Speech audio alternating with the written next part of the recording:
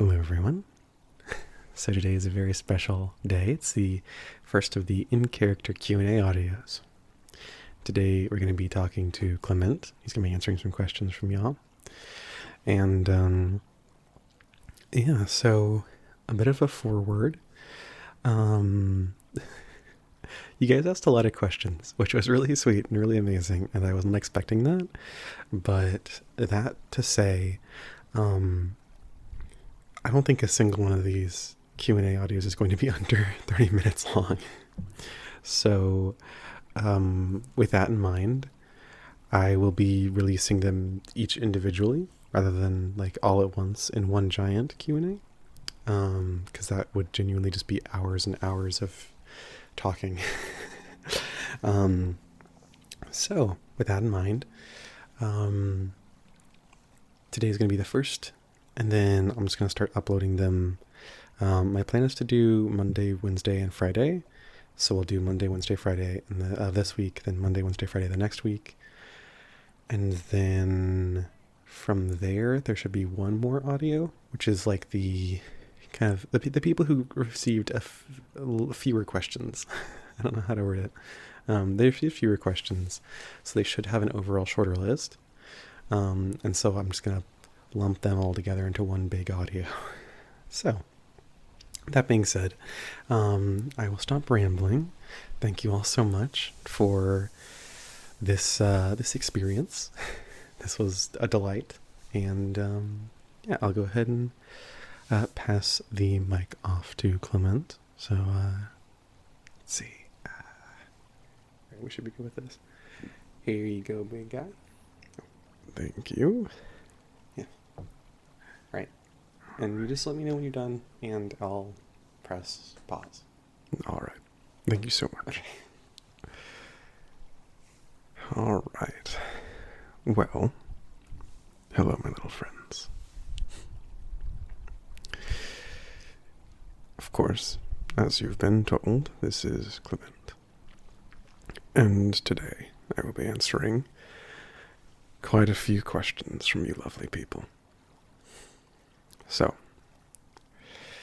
firstly, I've been asked to say thank you all for your support, and for just how many of you there are. I've been told there's quite a lot. But without further ado, there are quite a few questions here. So, I think it's probably best we just go ahead and get on into it.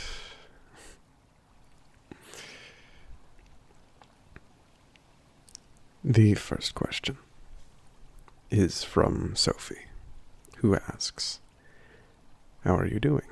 Are you okay?" Well, what a lovely question to start with. Yes, Sophie, I'm doing quite all right. Thank you for asking. And the next question, also from Sophie, is, how long does it take for you to be hungry after you eat? This is an excellent question, and it depends largely on whether my stomach is active or not. During certain parts of the year, my stomach goes into a sort of semi-hibernation, slowing down my metabolism and, in fact, making my stomach quite incapable of digesting food naturally. This is, of course, to ensure I don't eat everything in the nearby area, and to give the earth some time to heal from my appetite. And, of course, during this time, I could go weeks or months without eating and be perfectly fine.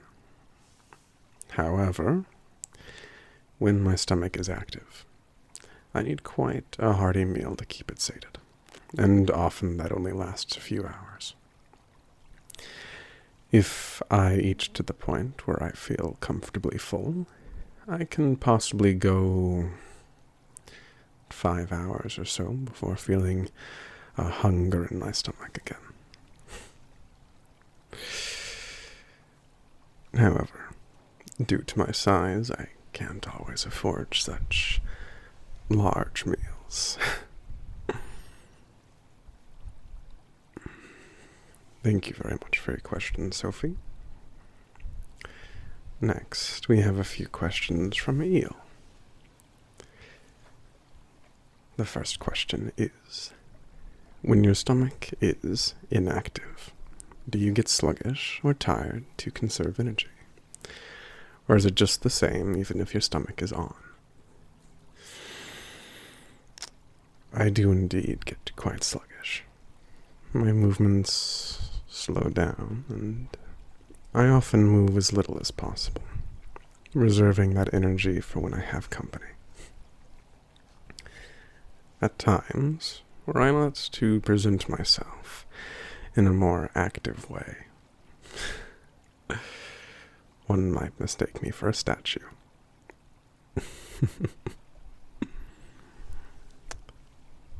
And the second question is, what is your size preference? Do you like to be big or small when it comes to hangouts, and why? Well, I suppose this answer is perhaps a bit obvious. I do enjoy being the larger party, not that I usually have much choice. Though, the very, very rare occasions I am with a fellow giant, I do appreciate them. Thank you, Eel, for your questions.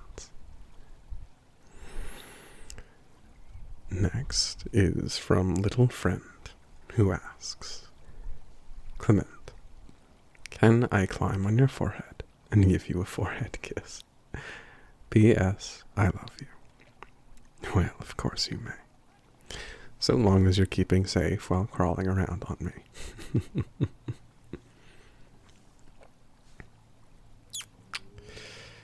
Thank you for your question, Little Friend. Next is Flood, who asks, how did you get so big? Were you born a giant? I was indeed born a giant, though I was not always quite this large. Giants are born sort of asexually. We're born from the earth to assist in fulfilling certain needs. And while many of us grow larger than the size we were born, we are still born quite large and quite developed. There aren't really baby giants. Flood's next question is, do you ever struggle not to break the smaller things around you? I recall that I used to. I've gotten quite good at avoiding such now, maintaining a gentle touch and ensuring I don't risk damaging things smaller than me. However, there is a reason I don't venture too close to the town I neighbor, and it's not solely so I can avoid scaring the locals. And Flood's final question is, do you give shoulder rides? And can you carry me around in your hand? Well, I can do both, and I would be more than happy to, my little friend. Thank you for your questions, Flood.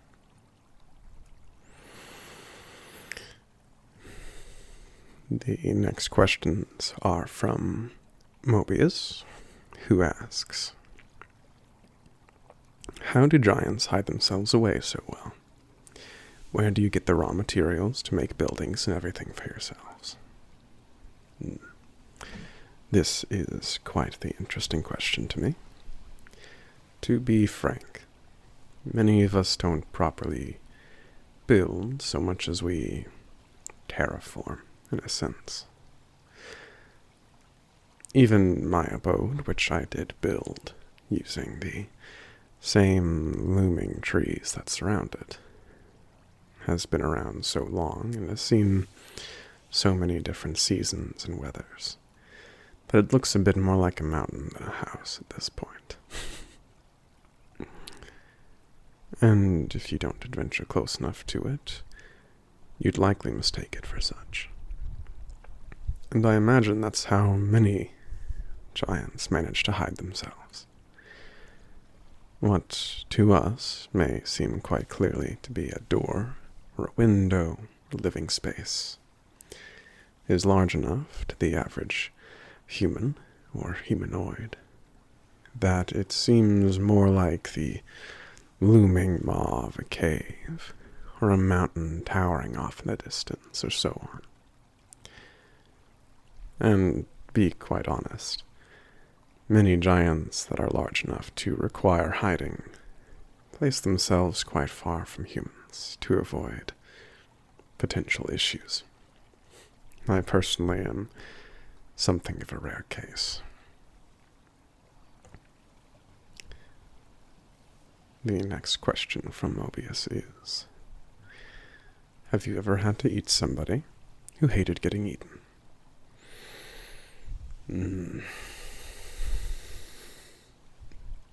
I'm certain I have, if only by virtue of being alive as long as I have.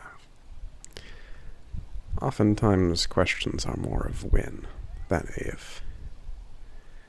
However, couldn't recall a time when it happened, unfortunately. Truth be told, I can't imagine a reason I would be put in that situation.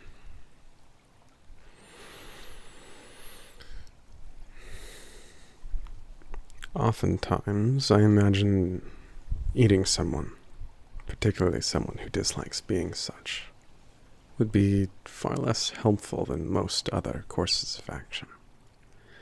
Though, perhaps if they required some sort of long-term imprisonment for their own well-being, and other methods, such as holding them in my hands or a container, were unavailable, I suppose I could see myself doing such. Something like keeping them warm in a blizzard, when my hands were already full and a bag would be far too cold. I could see myself doing such. Thank you for your questions, Mobius.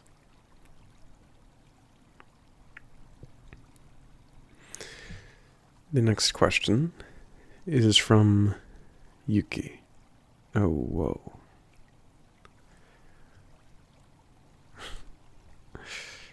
Who asks, have you ever eaten someone you didn't like? Well, much like the previous question, I have indeed. I don't make a habit of doing it. I don't particularly like doing it. But there have been times that, in order to protect someone else or prove a point, I have eaten someone. I've always spat them back out, of course, but I imagine the experience is enough to put the fear of, well, me in them.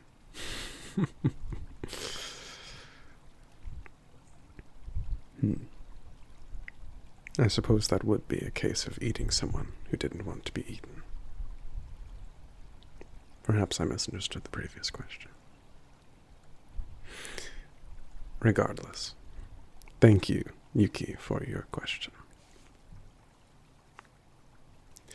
The next questions are from Aviator, who asks,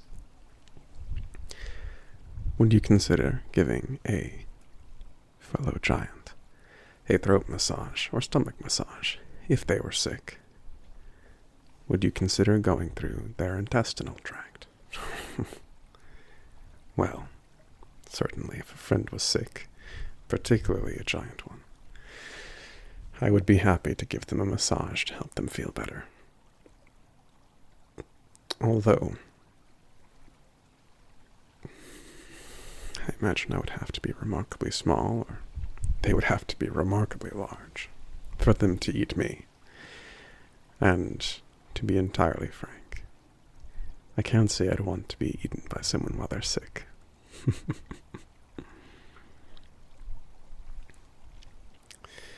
The next question from Aviator is, what is our size comparison? Are you 50 feet while I'm 5 feet? Am I the size of a chapstick? Well, I'm not sure your height specifically. However, I am roughly 50 feet tall last I checked. So I would imagine you're around 5 feet tall or so, given our height difference. Thank you for your questions, Aviator. Next questions are from Anon, who asks, what does your perfect date look like? Such as places to eat, stuff to do, and ideal partner size. I'll be entirely honest. I'm not sure. I presume when you say perfect date, you refer to romance. And that's not something I have much experience with, nor something I've ever truly held any interest in. I think if I were to do something with someone for a full day, I'd like to take one of my close friends to an outdoor concert together. I imagine they would be the size of most humans, so I would like to lay them on my chest, one hand cupped over their body as a blanket, and listen to the music play into the evening. No words need uttering, just the sound of the concert to guide our thoughts. And after the music is over, I'd like to take them to my abode, share a home-cooked meal of soup and bread together, and discuss what the music meant to us, what we felt, what we imagined, and once we were satisfied, I would like to take them to my room, rest with them on my chest again, and the both of us fall asleep for the night. I hope that's an adequate answer. The next question from Anon is, have you been able to try really simple, human-sized pleasures, like getting takeaway food when you're too lazy to cook, or street food from a vendor that you never see again? Unfortunately, I have not. I can't change my size at will, and to be frank, I've always been a bit worried that, should I shrink myself using the town mage's potions, I'll find myself or others in a situation where I'd loathe not having my usual height. However, perhaps one day I'll take the mage up on his offer, and I'll experience some of your delightful little pleasures. Thank you, Anon, for your questions. Let's see. Am I doing all right? Oh yeah, you're doing fine. All right. I'm not too loud, am I? No, don't worry. I'll let you know if you are. All right. Then let's see.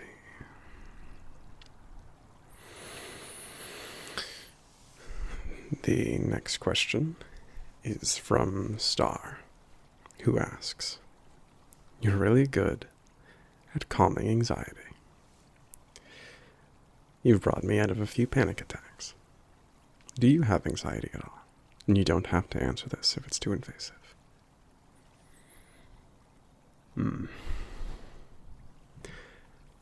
I suppose so. I wouldn't say I feel it in the same way humans do.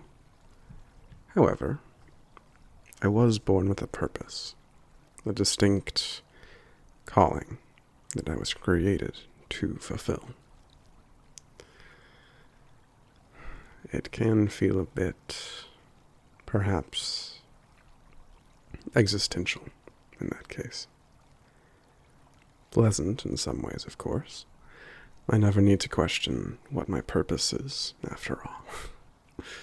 But sometimes I do feel something strange within me, questioning what it is I'm doing, if what I'm doing is enough. Regardless, of course, I'm happy to know that I provide you comfort, and that I've been able to relieve you of your stress when you need it most. Thank you. And thank you for your question. Next, Tabby has a few questions. The first is, are you able to grow giant-sized crops of food? I am indeed. Though I do feel I should clarify. I grow crops that differ quite heavily from human foods. Some are similar enough in terms of taste or appearance. However, I find that quite often, if I were to introduce a small folk to the foods I'd grow, it would be something of an alien encounter. Many of them have appearances or tastes that are not expected.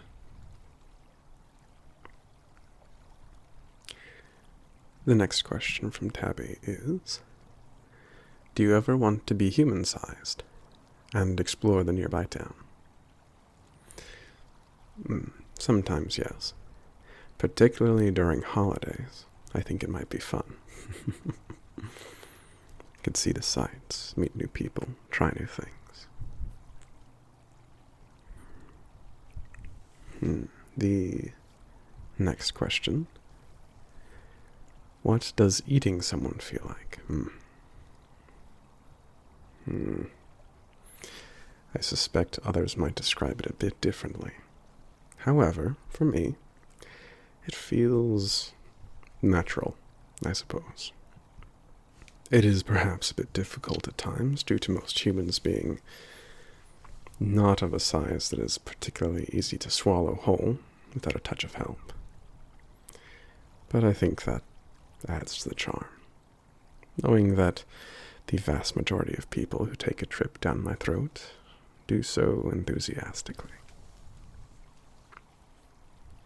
And the final question from Tabby is, how do you shop for giant-sized items? With great care. Though, in all seriousness, what I will tend to do if I require something that I can't make or find myself is that I will alert someone within the town of what I need. A spoon, for example. They will purchase one for me. Then they will take the object to the local mage, who will then visit me for a brief while in order to use his magic to bring the object to a usable size for me. The clothing is actually an interesting deviation with this, where most of my clothes are actually made for me at a quite substantial size, before then being sized up slightly. Imagine, in human sizes, a size extra small shirt being transformed into a size large, rather than a shirt made for a doll having its size increased to fit a human. Thank you for your questions, Tabby. I appreciate them.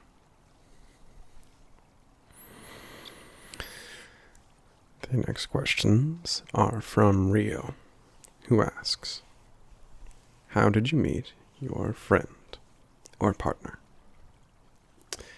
Well, most of my friends I meet in the same way.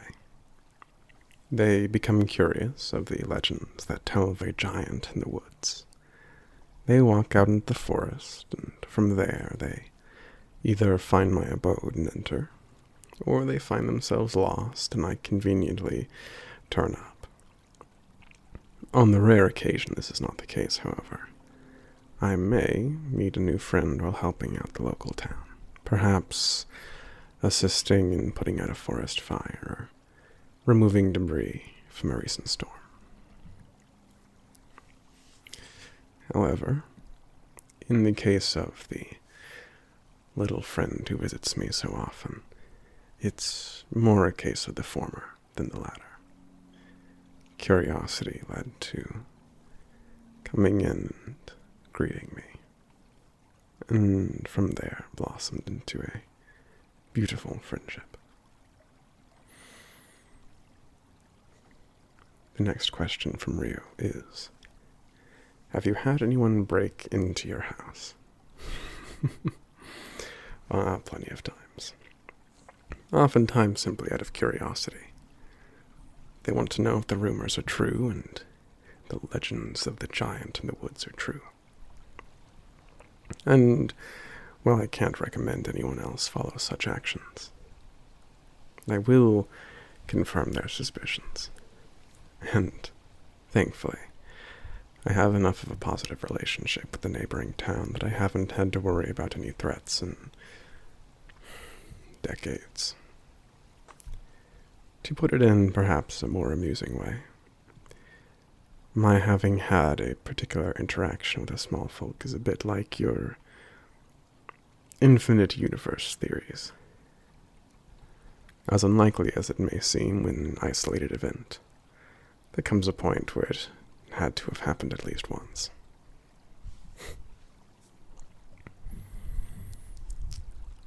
Thank you for your questions, Rio.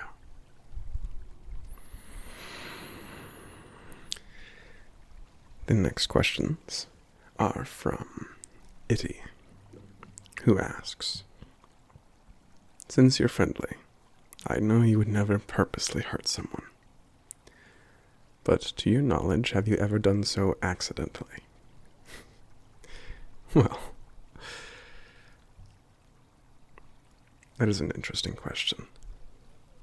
Luckily for myself, my body was not made with terribly harmful purpose. I am a protective force, first and foremost, and my conflict resolution, I find, typically involves breaking one's spirit rather than their body.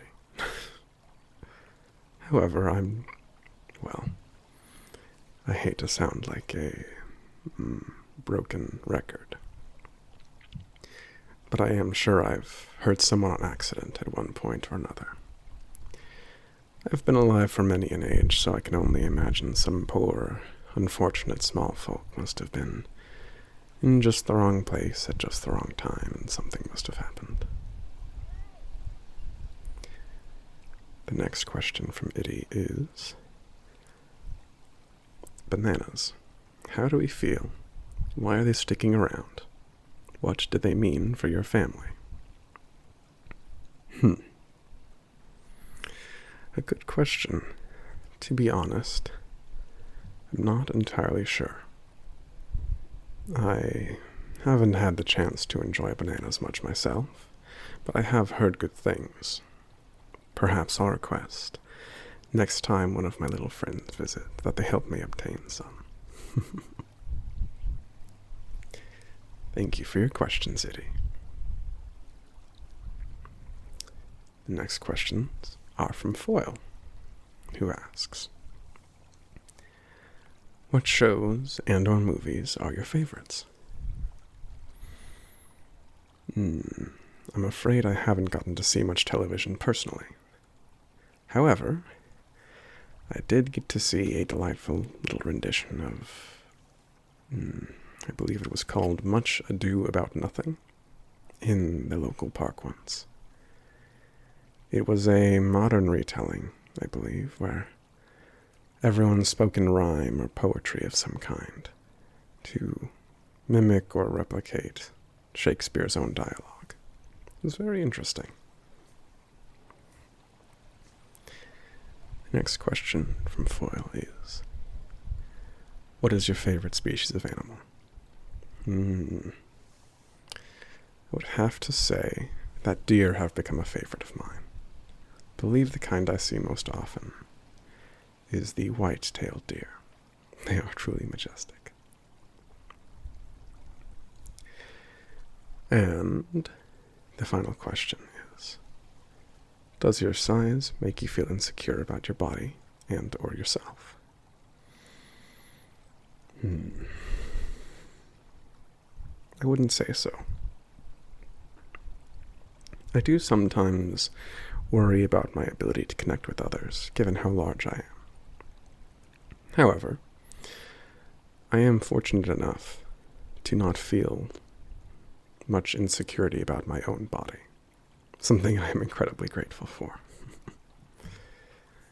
Though I do wish at times that I could connect more, socialize more with the small folk who so kindly pay me visits in the wood. It's something I confess I've struggled with in the past, and something I struggle with even now. So I suppose that could count. Thank you for your questions, Foil. The next question is from Kate, who asks, does magic exist in your world, and if so, how often does it affect your daily life? Well, it does indeed. I've hinted at it a bit here and there, I suppose, but to confirm, yes. Magic exists quite extensively. And if viewed in a certain light, you could say my daily life only exists thanks to the Earth's magic. However, outside of my existence, and the previously mentioned increasing of certain objects' size to allow me to use them, it doesn't affect my daily life very often. I don't use magic myself, so I can't say I consider it much. And Kate and Kieran both ask, what would you consider your perfect day? I would say a nice early spring day spent drawing in the forest. On a day with only a few clouds in the sky, enjoying the warmth of the sun to keep away the chill of the season, able to relax with a few friends who've come to join me in our artistic pursuits. So thank you, Kate, and thank you, Kieran, for your questions. Next questions are from Tiger Gamer, who asks, can I have a hug while you answer my questions, please? I'm sorry if this is embarrassing for you. Not to worry. And you can most certainly have a hug. It's not every day I get to hug a mini giant. It's quite a nice change of pace. Here. I hope this is comfortable. Tiger Gamer's next question is, most people usually see you as a friend, or even see you in a romantic way. But has anyone ever seen you as a father figure? You come across as fatherly, in my opinion, especially with how protective you are to your little friends. And the way you like to tease them sometimes is sort of similar to a playful dad teasing his kids. Would you be alright if someone saw you as a father figure? Or might want to call you dad? Are we allowed to? Well,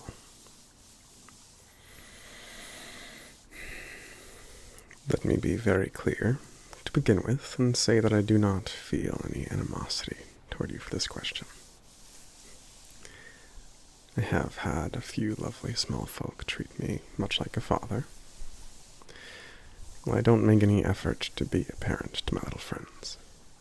I don't mind such treatment. I'm here to be a force of comfort in the lives of others, I think. If that means I fill a role as someone's caretaker or parent, particularly one they might feel they haven't had, I'm happy to provide.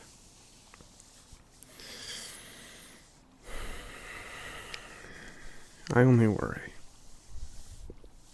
given my size, that I might not be the most positive influence in this way. In many ways, while I am happy to fill in as much as possible, I simply am not capable of being a parent to my dear little friends. I'm much larger than them. I don't have the same anatomy, and so I can't speak from experience on what they may be feeling physically, or even many of their needs.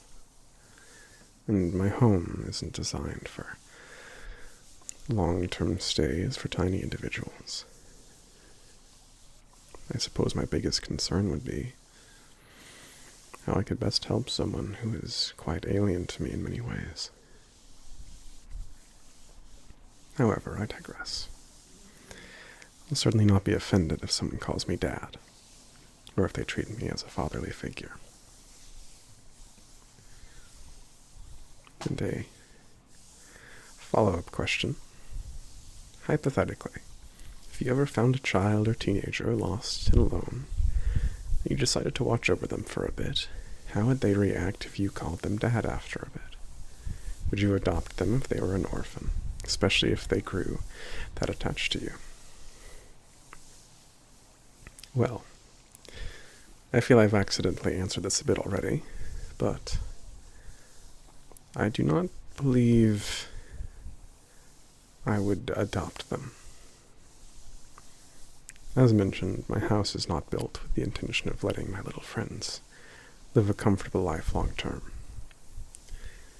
The space I have for my friends is more like a hotel in a sense.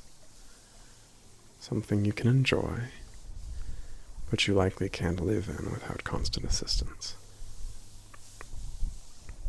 However, I would be happy to foster them, I believe is the term that you use. Given that they trust me so deeply, I would like to help them find a family that they could truly grow with. A family that would keep in mind their strengths and their weaknesses, their fears and insecurities, and so on. To help them become the greatest version of themselves they can be. And if they would like, I would be happy to let them visit all.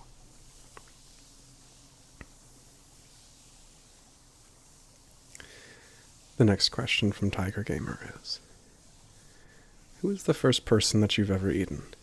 Why did you eat them? What was it about the experience that made you want to do it again, to your little friends, in a safe manner, of course? Is it an instinctual thing that all giants feel, or a unique thing that only you feel? Well, I'm not entirely sure the reason anymore. But if I had to guess, when I was younger, a few centuries younger, mind you, I likely ate someone who was attempting to harm a village I watched over, or someone who's attempting to harm me. If not for those reasons, I do vaguely recall a pair of humans, quite a long time ago, so this may have been my first experience. They were out in the woods quite late at night. I don't recall why in particular they were out, but I do recall they needed protection. I offered them my mouth, and they opted to go deeper within me for added security. That said, something about the act of protection and comfort has always been with me when eating others. That's part of the reason, at least, why I like to eat my little friends. As for if this instinct is something only I feel, or if others feel it, I couldn't say, to be honest. I would assume other giants likely feel the same way, but giants with little to no connection to humankind, or mortal races in general, likely only eat for nutrition's sake. Should I encounter another giant soon, I'll be sure to ask.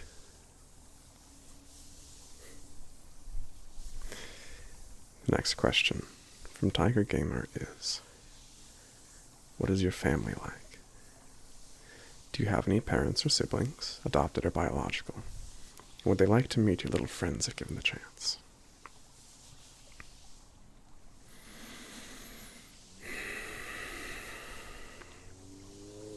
To be entirely honest, I don't have a family. I will sometimes make up stories about a fictional family for my little friends, little anecdotes here and there to help comfort someone who may be homesick or the like. But giants are born from the earth's needs. We're born with purpose, and without family. Of course, you must understand this is by all means a good thing. While giants are quite a lot lighter than we perhaps seem, or at least I am certainly quite a bit lighter than some might expect, that doesn't stop us from leaving footprints where we go, trampling small trees, shrubs, buildings, and so on. A gathering of 4 or 5 giants would be, frankly, catastrophic for the nearby area. So it's a good thing I don't have a family. And in any case, I have my little friends, such as yourself, who are family enough for me.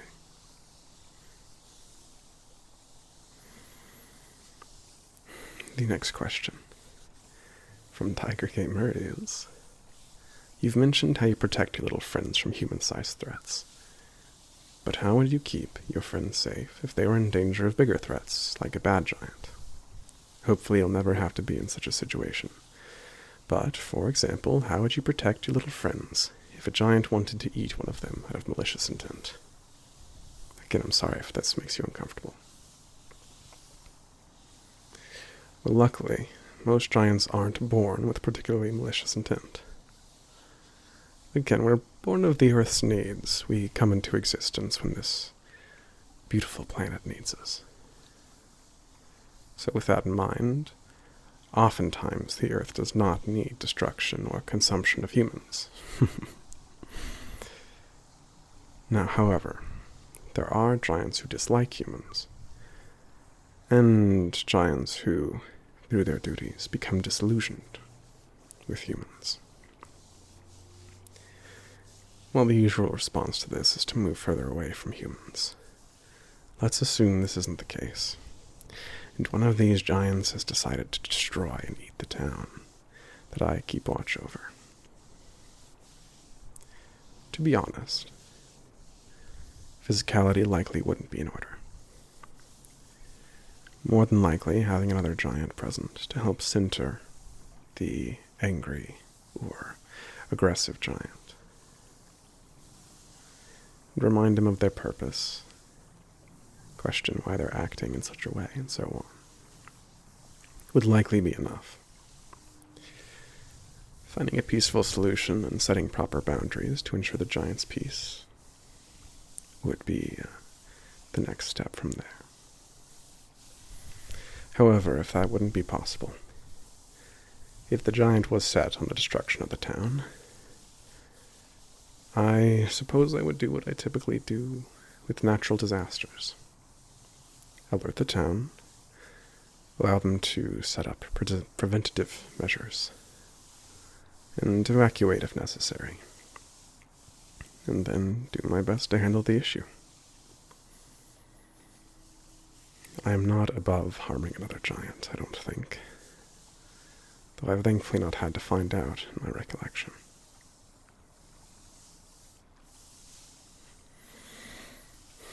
The next question from Tiger Gamer. Which do you like more? Licking your little friends for their taste, or eating your little friends for the feeling you get once they're inside you? Do you like them equally, or do you like one more than the other? If so, which one and why?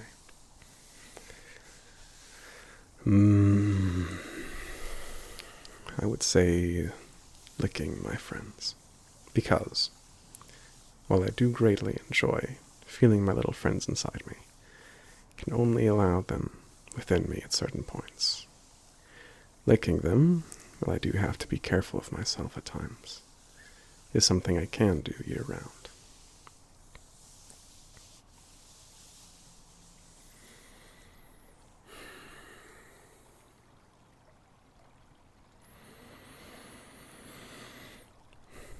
The next question from Tiger Gamer is, have you ever thought about having a pet or animal companion? A friend to keep you company when your little friends aren't visiting you. If so, what kind would you get? I suppose I could get an animal companion. I'm not sure what I would get, though. I feel most things are a bit small for me. They'd likely get lost in my house unless I kept them in a container of some kind. But I don't mind particularly. I don't find animals to be terribly afraid of me these days. I think they know I'm here to help. Next question is, what's your favorite type of clothing to wear? You usually have your purple shirt, but do you like to try on other clothing styles or options? If so, what kind? Well, my wardrobe is limited for the sake of those around me. However, occasionally, when it gets colder, I will try on warmer clothes, and they're quite comfortable. Usually, I walk around barefoot. It helps me feel more connected.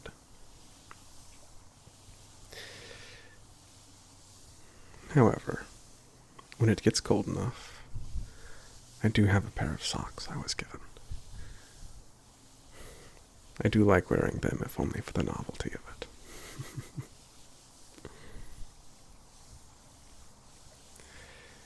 See, the next question is, what's your favorite childhood story or memory that you have? Good question. I would say a favorite memory from my early life would be... well, I used to know this one beautiful giant. Truly immense. Absolutely stunning. And at one point, I mused aloud about how I wondered what it must feel like to be lifted into the air. And so, being twice my size at the time, easily, they hoisted me into the air and held me up. It was delightful, truly. Quite enjoyed that experience. Tiger Gamer's next question is, you say you don't watch TV much, since TVs are too small for you. Do you know what a drive-in theater is? A movie theater outside where the film is projected onto a big screen, so a group of people in their cars can see the movie. Would you watch television if that was an option? Interesting. I think watching a movie of some sort would be interesting. Were that an option? Yes.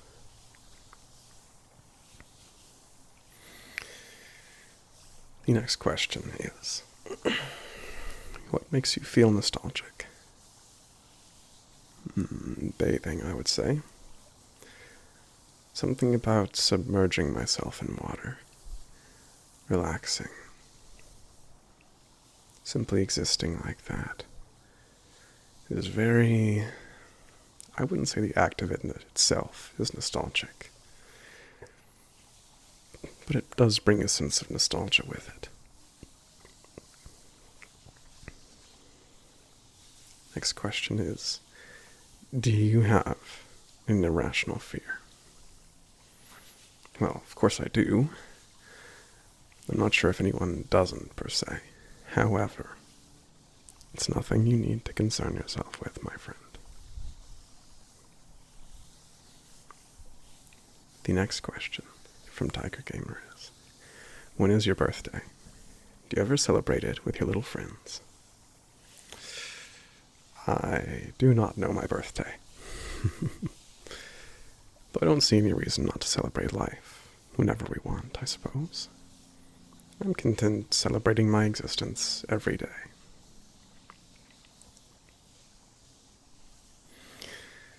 Let's see. The next question.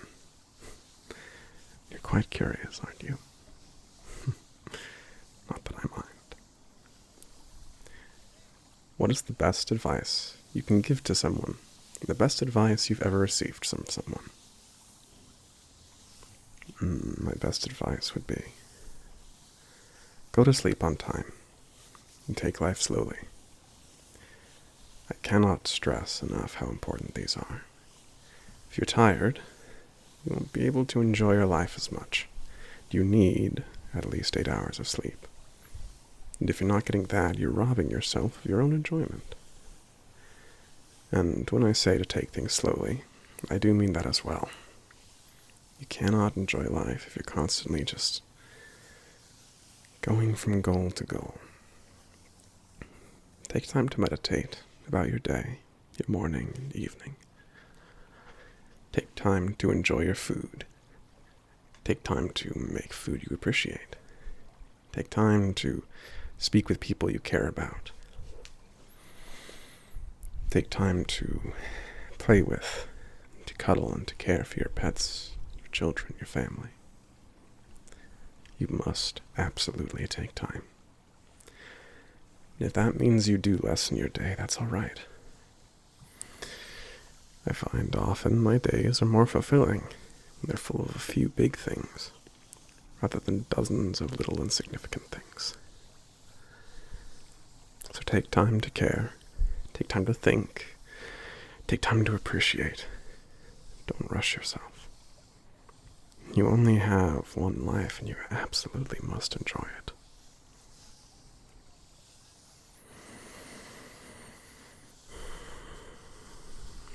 As for the best advice I've received, well,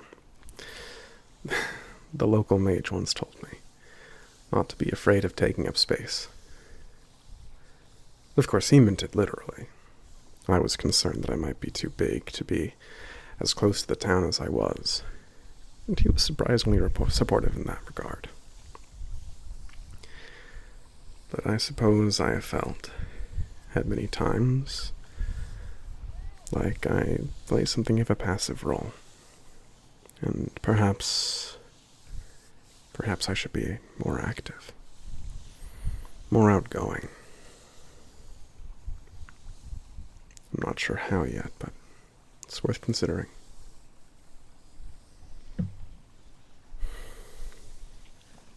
Let's see. The next question is, what is your favorite thing from each season? For winter, I love the calmness of the world. Winter feels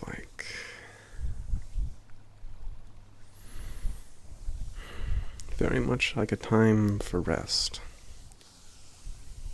Plus, it means my own body goes into a sort of hibernation, which means I can eat my friends safely. For spring, of course, the world comes back to life from its slumber. The rain, the flowers, the scent of life.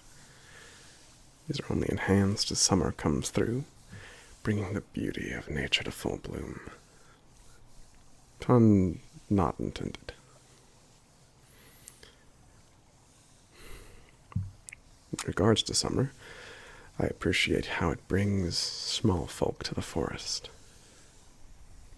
I enjoy getting to interact with strangers and old friends alike as the warmer seasons call them out to near where I live. And for fall. Fall feels like an excellent combination of all of the above.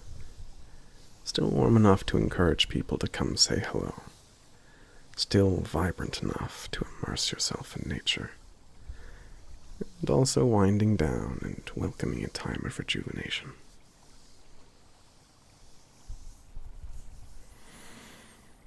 Let's see.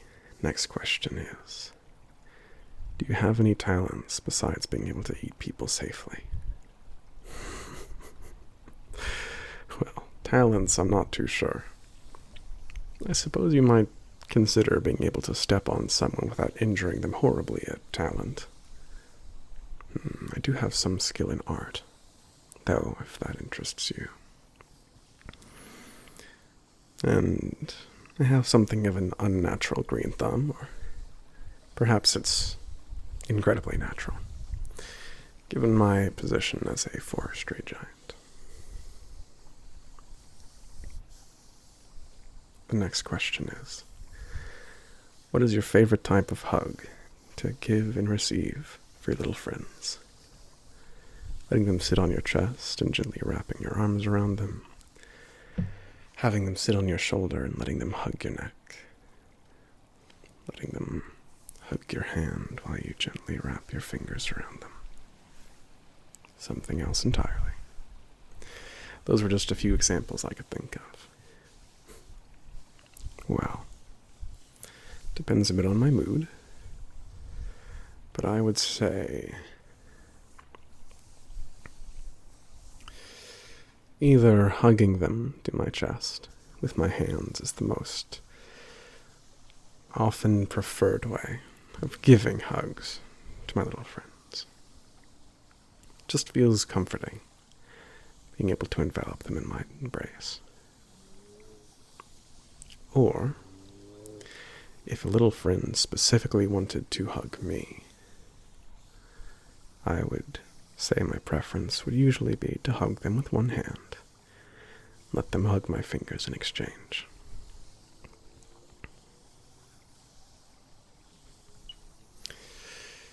The next question is, I heard you said before that you went by several names during your life, and Clement is the one you go by now. What are the other names people gave you, if you can remember them? And why do you go by Clement nowadays? Well, to be entirely frank, I've gone through enough that I don't particularly know. I was quite nomadic when I was younger, so many different societies knew me by different names. Of the ones I recall, though, I believe the most common were Guardian, Fernleaf, and Answer. Though Fernleaf felt the least grand, so I preferred it for most of my life. As for why I go with Clement right now, well, it's the name most of the townsfolk know me as. It's a case of one person referring to me by it, informing others that that's what I should be called, and the name spreading.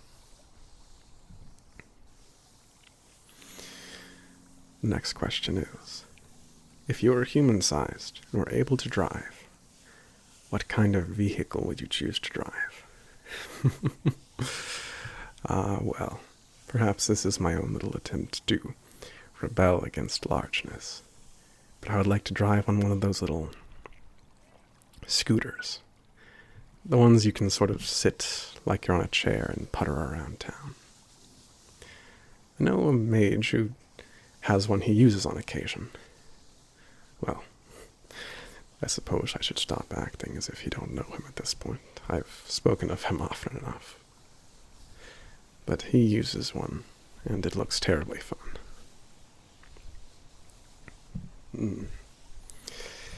Oh dear, the next question is, do you know any good jokes, and can you tell us one?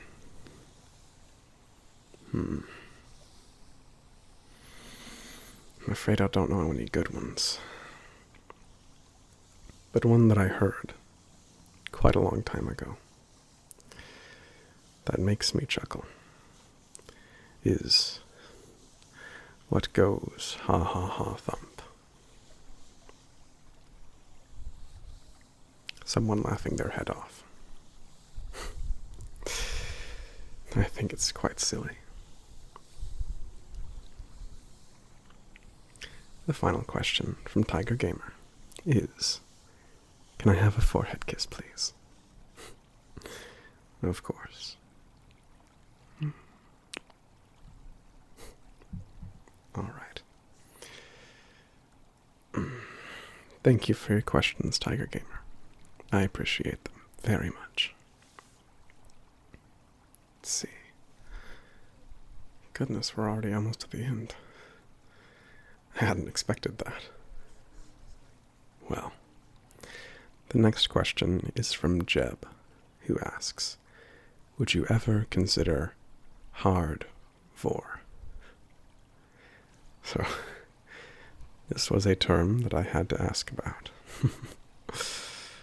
What I believe you're referring to is eating someone while also chewing them in the process, or eating them much like one would eat actual food. And I suppose if someone truly deserved it, I could. But I don't think it's something that I would be terribly comfortable doing personally. Regardless, thank you for your question, Jeb. Let's see. Next are a few questions from Trace, who asks, what are your cute nicknames for tiny friends? Well, little one or little friend are the ones I most commonly use. So I would say, I suppose just those two. And the second question from Trace is, how often do you create or draw art pieces? Never as much as I'd like to. However, to give a more accurate amount, I am rarely not working on a piece of art. While I am prone to doing sketches, I believe you'd call them, I also more commonly work on a drawing for days or weeks at a time. Limited resources encourage such behavior. I wouldn't want to demand the local town dedicate miles and miles of paper just for me to draw. Thank you, Trace, for your questions. And finally, Sapphire asks, how do you feel about trans guys? Well, I certainly hold nothing against trans individuals. If anything, I'm quite honored to be around you. In many ways, hearing you lovely people share with me your understandings of your identities and how they relate to you, and how you present yourself and how you feel about yourself in relationship to the terms you use, it's helped me understand more about myself as well, and I do appreciate that. So, thank you for your question, Sapphire. And thank you, all of you, for your absolutely wonderful questions. I really have appreciated answering all of them. And thank you again for your support and your ongoing kindness. It's truly delightful to be part of such a wonderful community, and to have you all as my little friends. So, without further ado, I will go, and you all take care of yourselves. And if you need anything, know that I will always be near. Alright, I think we should be good. Alrighty. Then let me just